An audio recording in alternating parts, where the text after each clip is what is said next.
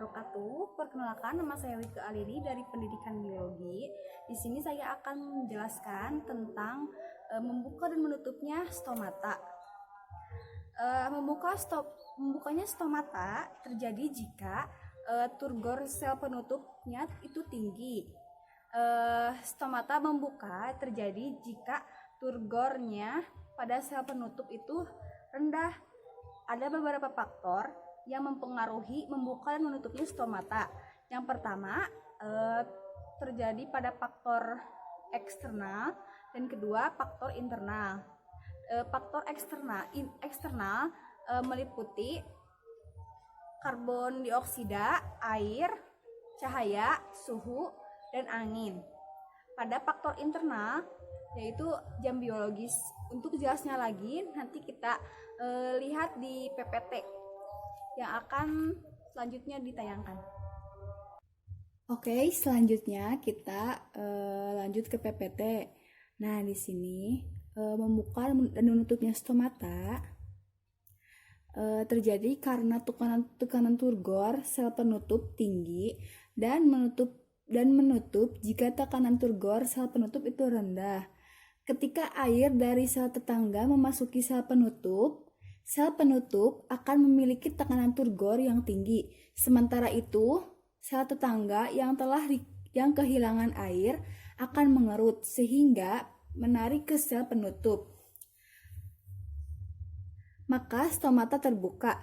Sebaliknya, ketika air menghilangkan sel penutup dan menuju ke dalam sel tetangga, maka tekanan turgor dari dalam sel penutup akan menurun atau rendah.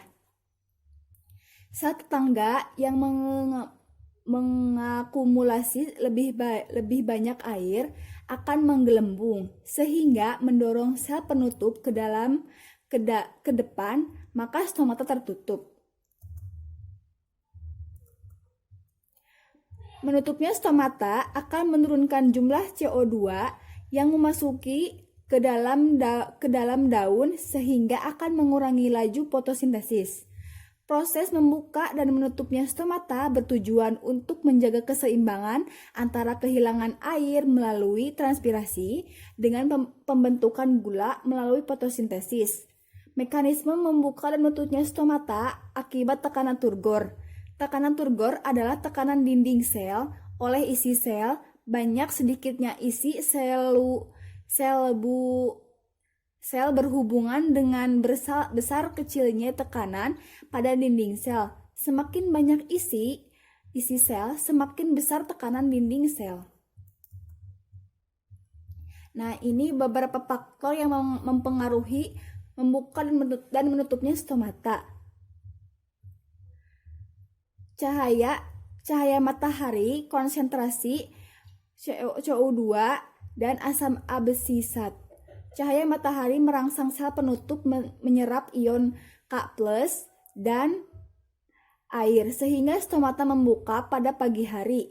Konsentrasi CO2 yang rendah di dalam daun juga menyebabkan stomata membuka. Pertama, karbon dioksida. Tekanan parsial CO2 yang rendah dalam daun akan menyebabkan pH sel menjadi tinggi. Pada pH yang tinggi 6-7 akan merangsang penguraian pati menjadi gula sehingga stomata terbuka. Yang kedua, air. Apabila tumbuhan mengalami kekurangan air, maka potensial air pada daun akan turun. Masuk sel penutupnya sehingga stomata akan tertutup. Yang ketiga, cahaya. Dengan adanya cahaya, maka fotosintesis akan berjalan sehingga CO2 dalam daun akan berkurang dan stomata akan terbuka. Yang keempat, suhu. Naiknya suhu akan meningkatkan laju respirasi sehingga kadar CO2 dalam daun meningkat. pH akan turun dan stomata tertutup. Yang kelima, angin. Angin berpengaruh terhadap membuka dan menutupnya stomata secara tidak langsung. Dalam keadaan angin yang tertiup kencang, pengeluaran air melalui transpirasi seringkali melebihi kemampuan tumbuhan untuk menggantinya. Akibatnya, daun dapat mengalami kekurangan air sehingga turgornya turun dan stomata akan tertutup.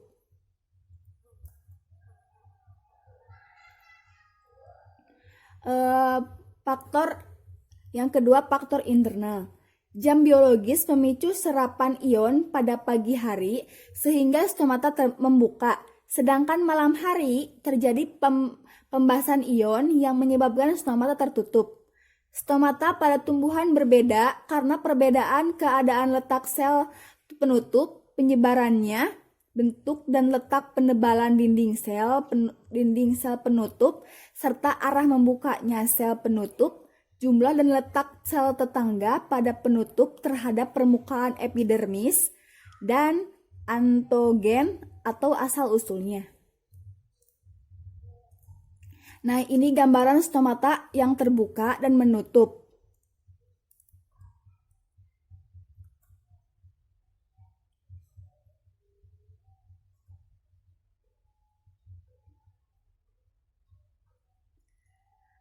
Apabila sel penutup penyerap air secara osmosis, maka sel-sel tersebut mengembang atau membengkak. Apabila sel penjaga kehilangan air, maka